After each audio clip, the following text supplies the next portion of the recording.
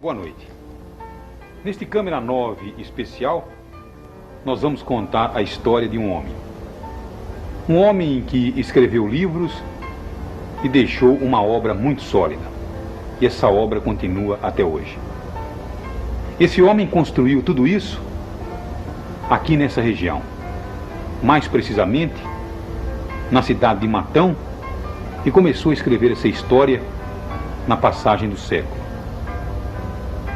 Porém, esse homem hoje, ele é mais conhecido na França, na Alemanha, enfim, em toda a Europa, e é pouco conhecido aqui no Brasil. Para ser mais preciso, ele é muito conhecido entre aqueles que rezam na doutrina espírita. Porém, ele transcende, ele suplanta a própria religião, porque a sua obra está apoiada na caridade, na bondade, na persistência e na inteligência. É a história de alguém que escreveu, alguém que deixou muita coisa na sua região. É a história de Cairbar de Souza Schuttel, o bom farmacêutico de Matão.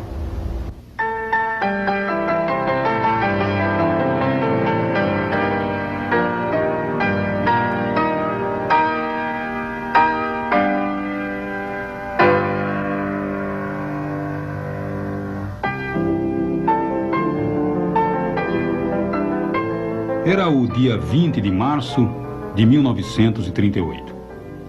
Esse teatro, o antigo Teatro Municipal de Araraquara, iria receber uma das maiores plateias de toda a sua história. Gente vinda de todos os cantos do país, não para assistir a uma peça ou uma ópera, gênero e moda, mas sim para participar da homenagem que seria prestada a um homem simples que falecera meses antes, deixando uma grande obra. Uma obra que mais tarde seria conhecida em todo o mundo. Esse homem, Cairbar de Souza Schuttel.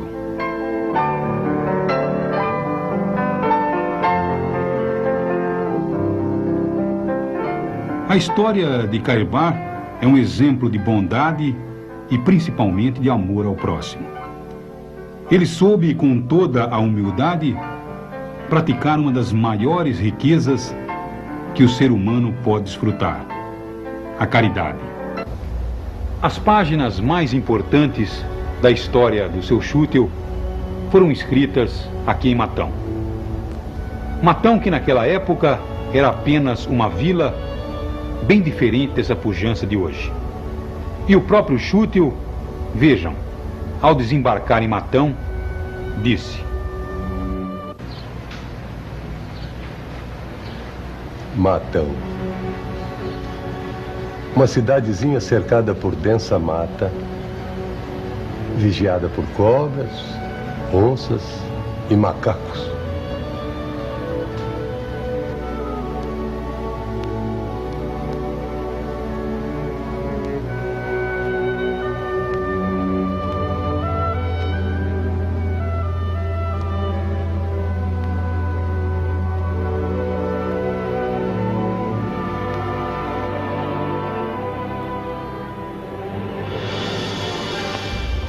A história de Schuttel, o bom farmacêutico da velha Matão, começou no século passado. E foi exatamente no dia 22 de setembro de 1868.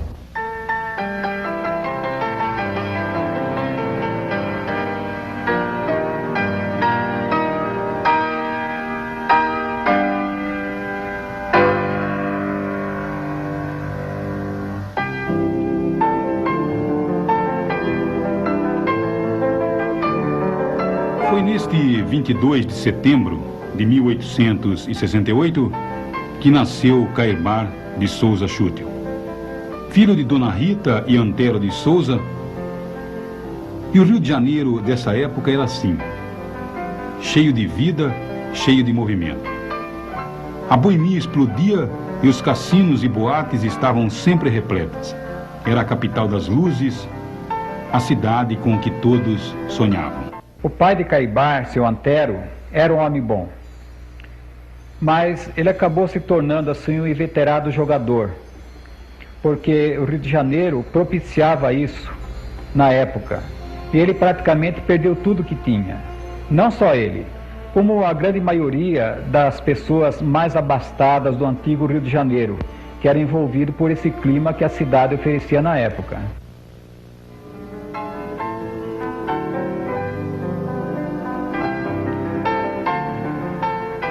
Caibar ficaria órfão com 10 anos. O pai e a mãe partiriam desse mundo no mesmo ano de 1878.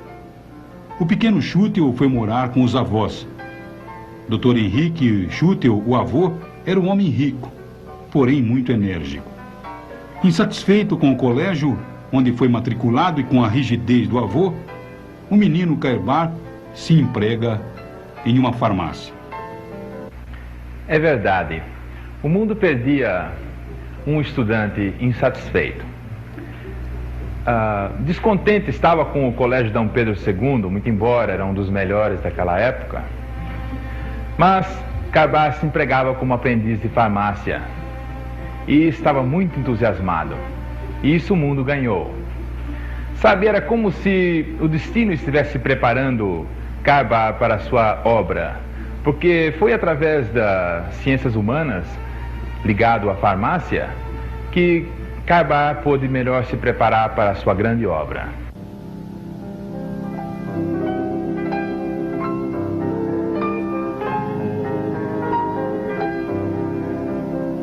Schutel, na flor da mocidade, deparou com um Rio de Janeiro ainda mais efervescente. Com 800 mil habitantes, a cidade continuava mais envolvente e cada vez mais afeita aos prazeres. Os cassinos e a vida noturna continuavam influenciando no comportamento da juventude. E Caibar, apesar de ser um dedicado trabalhador durante o dia, parecia propenso a seguir o mesmo caminho do pai, debruçando-se sobre a mesa do jogo. Era o Rio de Janeiro das luzes, era o Rio de Janeiro das praias, o Rio de Janeiro da boemia.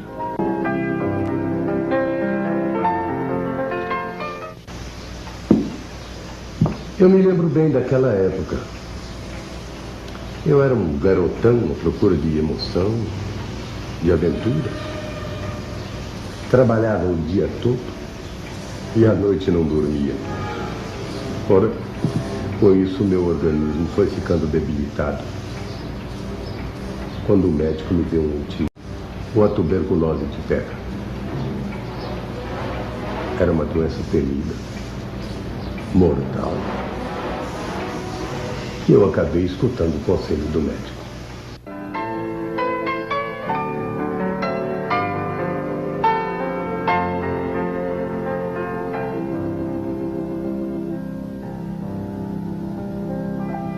Estávamos nos primeiros anos da década de 1890. Schutel, com medo de contrair a tuberculose, escolheu uma cidade bem distante do Rio de Janeiro. Olhou o mapa do estado de São Paulo e divisou o fim da linha, que naquele tempo era Araraquara, por sinal, a terceira mais importante cidade do estado. Caibar iria aportar em Araraquara, mas depois escolheria uma pequena cidadezinha ou até mesmo uma vila para fixar a residência. Iria escolher o vilarejo de Matão. Caibar Schutel, ele antes de se fixar aqui em Matão, ele trabalhou e morou em Piracicaba, Araraquara e Itápolis. Foi justamente nessa época que ele conheceu a dona Maria Elvira da Silva, a dona Mariquinhas, com quem se casou mais tarde. E precisamente esse casamento com a dona Mariquinhas evidenciou o caráter humanista de Caibar Schutel. E nós vamos poder verificar isso no decorrer do nosso trabalho. Dona Mariquinhas fora iludida e abandonada pelo namorado. Um fato corriqueiro hoje, mas que naquela época, em uma cidade pequena como Itápolis, era um acontecimento vergonhoso para a família. A moça foi expulsa de casa, abandonada pela família, e foi morar em Araraquara, sozinha, conhecendo a dor desse abandono. E foi exatamente ali que conheceu Cairbar de Souza Schuttel. Não tivemos filhos, mas nossa vida foi harmoniosa e muito feliz.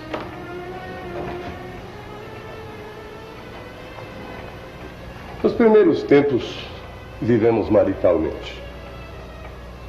E só mais tarde, isso em 1905, no dia 31 de agosto, quando eu já havia me convertido ao espiritismo, é que foi realizado o matrimônio no civil.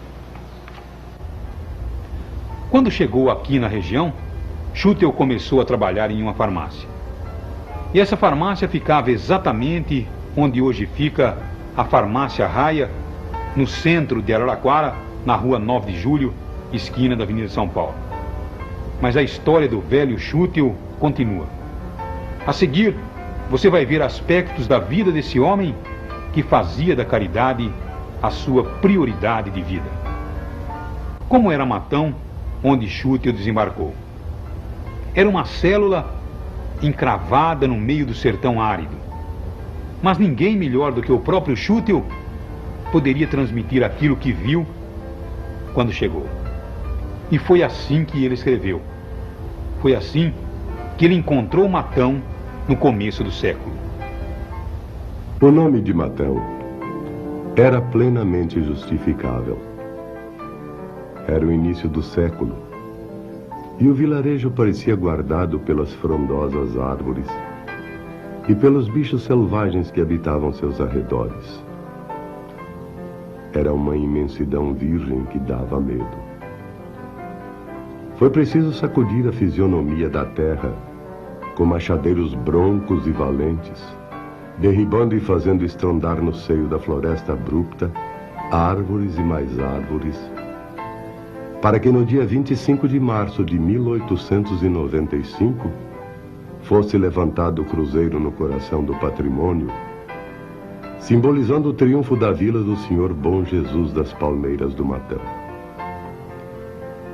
E foi pouco depois, em maio de 1900, já no limiar do século XX, que a pacatez da vila ouviu, sobressaltada, o primeiro apito rouco da locomotiva de George Stephenson. Rangendo as rodas sobre os trilhos de bitola estreita, ela vinha trazendo progresso, carregando nas costas 2 ou 3 vagões de esperança. Eu quase cheguei com ela. E tudo isso aqui era habitado por uma gente boa e simples, que tinha sobre si a mão de Deus e nem uma farmácia para amenizar a sua dor. Foi exatamente nessa esquina da Rua do Comércio que o velho Schuttel instalava a primeira farmácia em Matão. Essa farmácia está aqui até hoje, preservada pelo seu atual proprietário. Por sinal, nessa farmácia, todos os anos, centenas de pessoas de vários pontos do Brasil e até de outros pontos do exterior chegavam aqui para ver onde Schuttel trabalhava. E tudo está como era antes. Que ano que o senhor adquiriu a farmácia Schuttel? Em dezembro de 1958. E por que o senhor veio mantendo essa preservação espontânea de tudo que pertencia ao seu Cairbar? Não, porque sempre foi uma farmácia tradicional e é uma obrigação, inclusive pelo nome, né, e pela personalidade, de manter essa farmácia no estado atual em que está, para manter as tradições que ele sempre teve. O seu Schuttel, ele faleceu em 1938. Em 38. O senhor adquiriu a farmácia em 1958. 58. 20 anos depois. 20 anos depois. Agora, diga uma coisa, os fregueses ainda lembravam naquela época do seu Schuttel? Sim, muitos vinham perguntar. Tinha muitas fórmulas em sua farmácia? Fórmula D? Sim, mesmo? ainda há muitas fórmulas e formulários guardados. O senhor manipula algumas ou não? Não, hoje há dificuldade de sais para aquelas fórmulas daquele tempo, né? Quer dizer, não há possibilidade mais. Algumas a gente mantém porque ainda acha alguns sais e alguns líquidos necessários para isso. Agora, o senhor, como proprietário, pensa em preservar eternamente esse patrimônio? Enquanto eu estiver aí, eu manterei da mesma forma.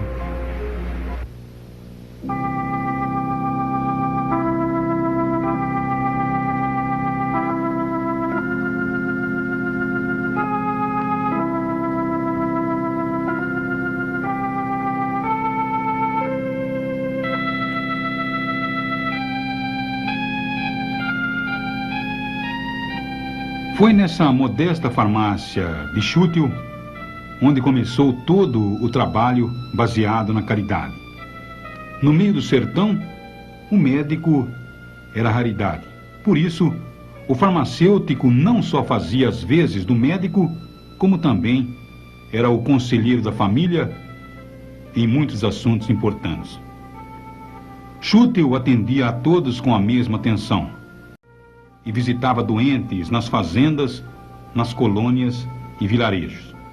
Estava sempre disposto a uma palavra de carinho, uma palavra amiga ou uma palavra de incentivo.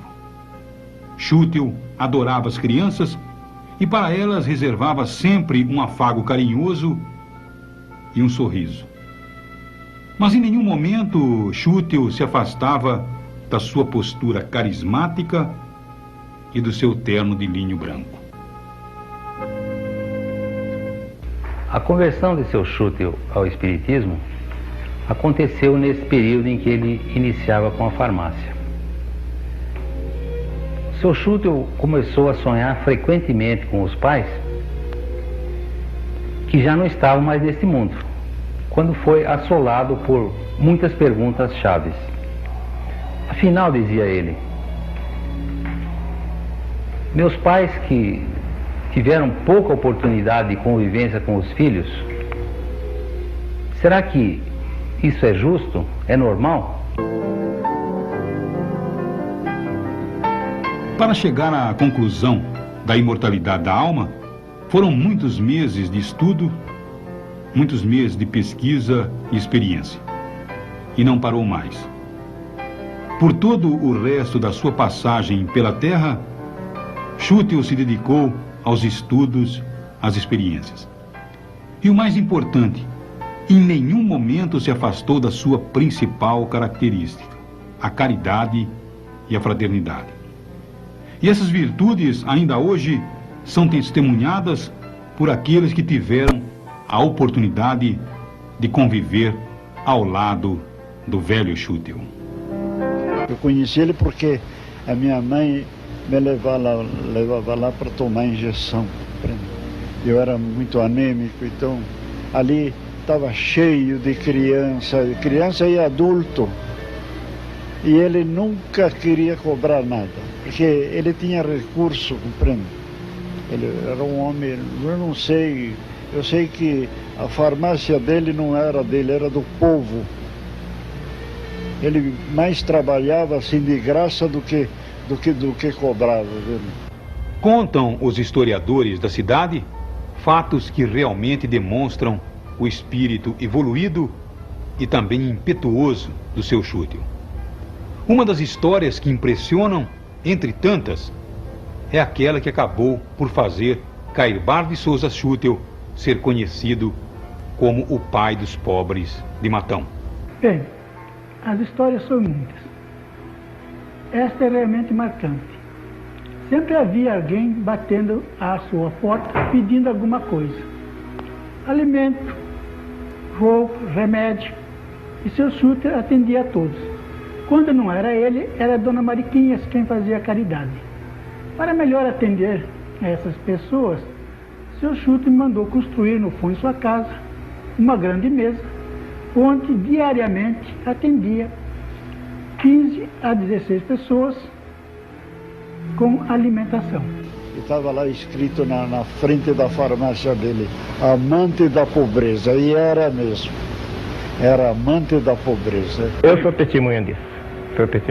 Ele era extraordinário. A bondade dele era uma coisa fenomenal, vamos falar. sem que elogiar, assim, que eu trabalhei com ele 3 anos só, mas antes já o conhecia, na minha parte da infância, e era extraordinário. Schutel reunia em si todas as qualidades de um grande cristão, sendo ainda um gigante na defesa da sua doutrina espírita.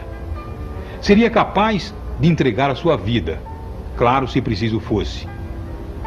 Entregar a sua vida em favor de qualquer pessoa que necessitasse. Mas no momento em que tentasse denigrir os princípios espíritas, ele se agigantava e se defendia com todas as suas forças. Mas não era com a força física, mas sim com a sua força intelectual. Por isso, para abrigar e levar as suas ideias, é que viria a fundar primeiramente o jornal Clarim, depois a Revista Internacional do Espiritismo e finalmente a editora de livros. Tudo foi criado com muito trabalho e muita dedicação. E só essa força pôde vencer as dificuldades e continuar viva até hoje.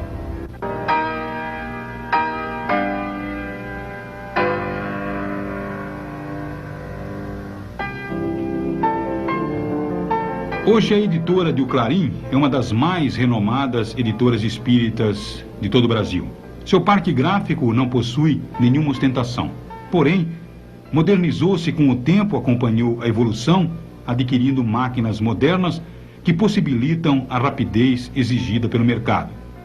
Além de publicar o jornal O Clarim, com 6.000 exemplares quinzenais, edita também a RIE, a Revista Internacional do Espiritismo, também com 6.000 exemplares em circulação mensal.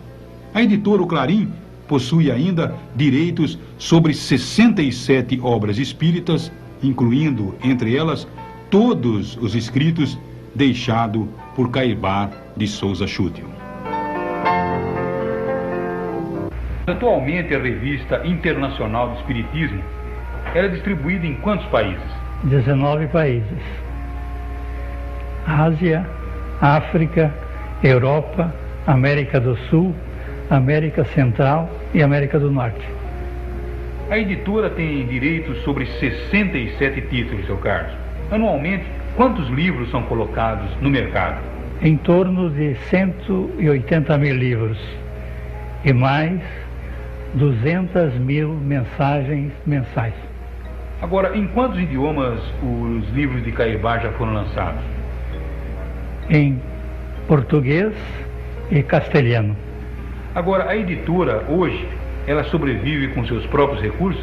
Sim, mas com colaboração também de espíritas amigos.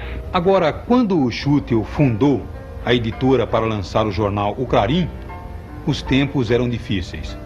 Os inconvenientes, as dificuldades. Enfim, os trajetos tortuosos surgiam aos montes.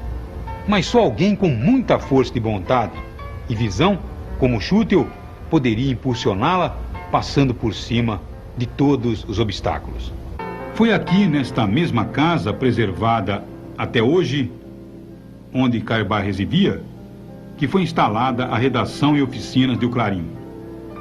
O dia era 15 de agosto de 1905, e O Clarim circulava pela primeira vez com uma edição de 200 exemplares. Estava dada a largada para que o jornal se constituísse no símbolo da resistência do espiritismo no interior do estado de São Paulo. Enfrentou, é claro, as mais árduas lutas, porém manteve-se de pé, propagando as ideias de... São muitas as histórias que comprovam o jornal Clarim como um símbolo de resistência, principalmente naquela época, que tudo era muito mais difícil. Basta lembrar que o jornal Clarim era impresso na cidade de Taubaté, ao norte do estado de São Paulo. E ainda hoje é uma cidade muito distante de Matão. E o Schutel tinha que coordenar a tarefa de imprimir o jornal Clarim na cidade de Taubaté. Bem, além disso, existia também o desafio imposto pelo clero da época. Agora, nem por tudo isso, o jornal Clarim chegou a ser impresso com até 47.000 exemplares um fato notável, principalmente pelas dificuldades materiais da época. Mas o seu Cunha conta que um dia o seu Schuttel entrou na redação com lágrimas nos olhos e disse para nós, os companheiros dele da época: essa talvez será a última edição do nosso jornal. E Schuttel estava muito triste. Mas aquela era uma época muito difícil. Mas não teve dificuldade que nós não vencemos com prece, coragem, dedicação e boa vontade. E essa fórmula nós usamos até hoje. Finados de 1913. Nesse dia iria ocorrer um dos fatos marcantes na vida de O Clarim. Fato que daria ao jornal a marca do símbolo da resistência que representou em todos esses anos.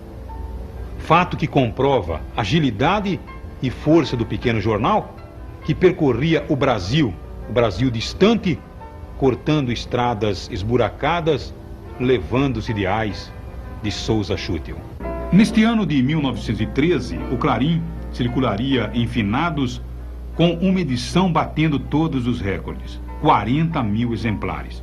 Em Araraquara, São Carlos, Campinas, Santos, grandes cidades do interior na época, O Clarim circulou normalmente. Porém, em São Paulo, uma ameaça. O delegado Ruge Ramos não só proibiu Schuttel em distribuir o jornal nos cemitérios do Araçá e Consolação, como também recolheu alguns exemplares e o ameaçou de prisão. Na verdade, a tentativa de Ruge Ramos de proibir a circulação do Clarim nos cemitérios lá de São Paulo, isso veio dar um maior destaque, inclusive a imprensa, de um modo geral, notando tudo isso, ela se preocupou em noticiar o que estava acontecendo. Principalmente porque perceberam que estava tirando assim a liberdade do espiritismo ser conhecido, divulgado no Brasil. E mesmo com essa proibição, Carbachute conseguiu distribuir os jornais no cemitério de Quarta Parada, lá em São Paulo, com o mesmo sucesso.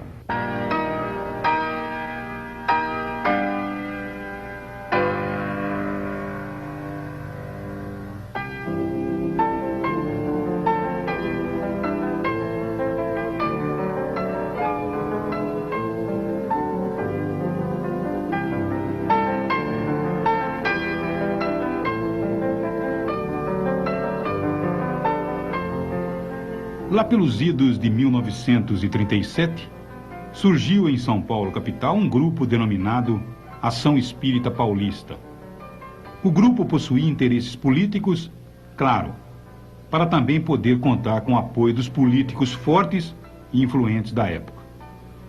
Um dos articuladores desse grupo era Campos Vergal, grande amigo de Carbar, que pediu fosse divulgada notícias políticas em O Clarim sobre a ação desse grupo. Afinal, as eleições estavam próximas e se a vitória fosse conquistada, a doutrina espírita teria força maior e maior amparo. Neste ponto, diziam que Schuttel era realmente intransigente. E ele teria inclusive dito: não, o Clarim não será colocado nunca a serviço da política. Essa era a sua posição. O velho Schuttel não sustentava interesses e vivia para servir.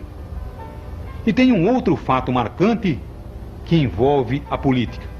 E esse fato também iria acontecer na vida de Schuttel. Eu estava aqui no meio desta sala, quando chegou às minhas mãos um cartão enviado pelo cientista Ernesto Bozano. Ernesto Bozano era um dos cientistas mais respeitados do mundo. Ele cumprimentava meu arrojo por ter a audácia de enfrentar o sertão bravo. levando à frente os ideais do Espiritismo. Ele havia tomado conhecimento do nosso trabalho através de um artigo publicado na Revista Internacional do Espiritismo. Agora, nessa época, o então presidente Getúlio Vargas iniciara uma grandiosa investida para fechar todos os centros espíritas do país.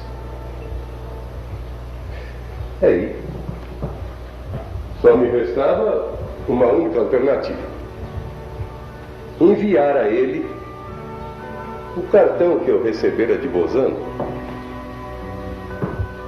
O Getúlio era um grande admirador de Ernesto Bozano. Com isso, imaginei que ele seria sensibilizado e passaria a olhar o Espiritismo com outros olhos. Foi uma intuição que tive. E Getúlio recebeu o cartão. E realmente mudou de ideia. Voltou atrás na sua intenção de fechar todos os centros que se multiplicavam no país.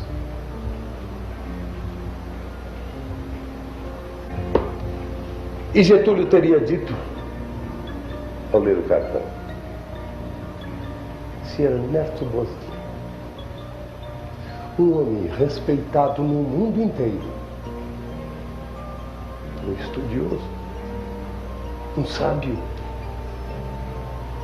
se ele respeita e aceita o Espiritismo, por que nós é que vamos... As principais armas de Schüttel para vencer os obstáculos.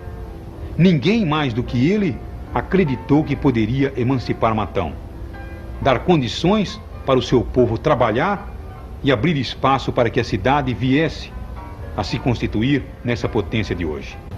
O velho Schüttel talvez não pudesse imaginar que a sua pequena Matão viesse a crescer tanto. Cresceu.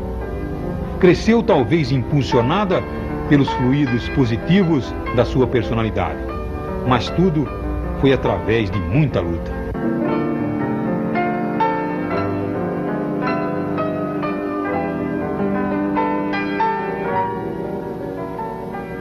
A cidadezinha que começava a despontar deixaria o nome de vila e começaria a sua vida independente. Isso no distante 27 de agosto de 1897.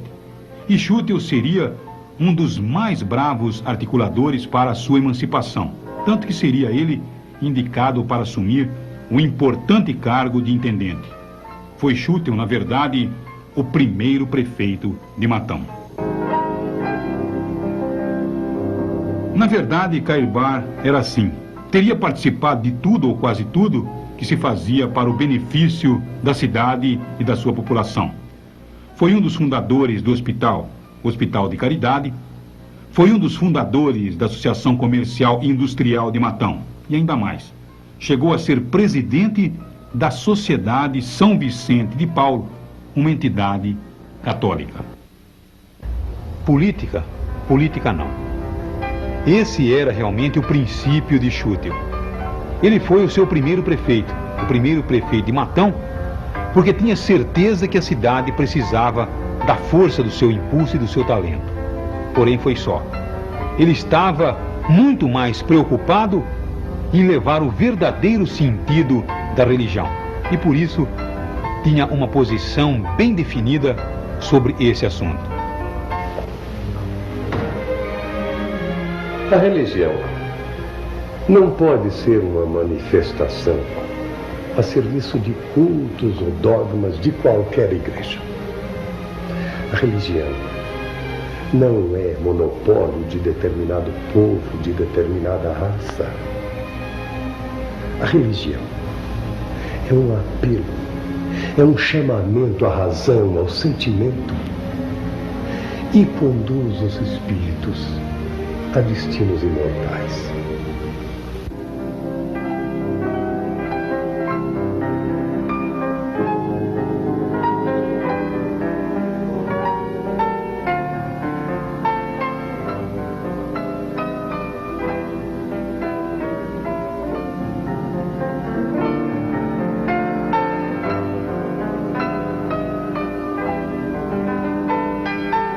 E olha só, quase 70 anos haviam passados e Schüttel mantinha-se fiel ao trabalho missionário. Da redação para as oficinas, das oficinas para o centro espírita. E as visitas continuavam. Apesar da carcaça do velho Schüttel já sentir os efeitos do tempo. Porém, Caibar carregava dentro de si toda uma experiência de vida que já havia passado para artigos escritos em O Clarim e também na Revista Internacional do Espiritismo ou para os seus livros que publicara. No dia 3 de janeiro de 1938, Schüttel quedou-se, e quedou-se de vez, indo para a cama. No peito, um coração doente que dava sinais de fadiga. Era sinal de que o fim estava próximo. Um fato que estaria ainda por marcar a vida do missionário de Matão, e fato esse que ele relutava muito para contar, porque teria receio que pensasse que estivesse delirando. E aconteceu no final de tarde, e foi assim.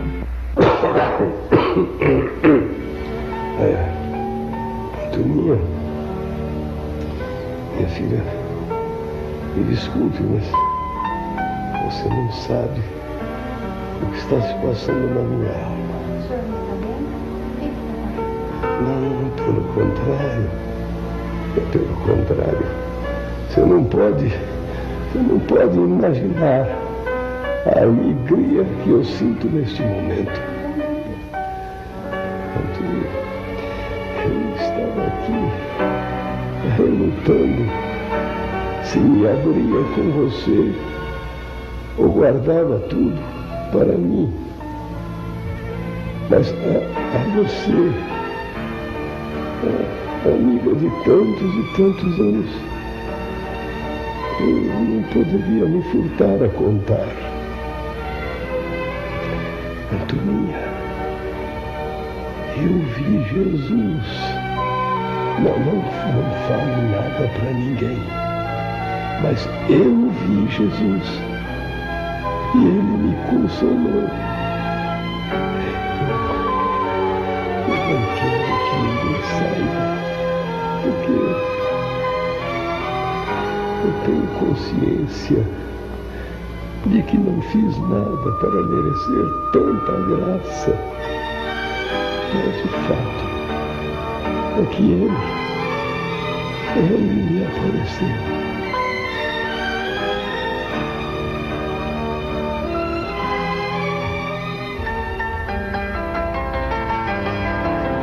E mais de meio século se foi da passagem de Schüttel.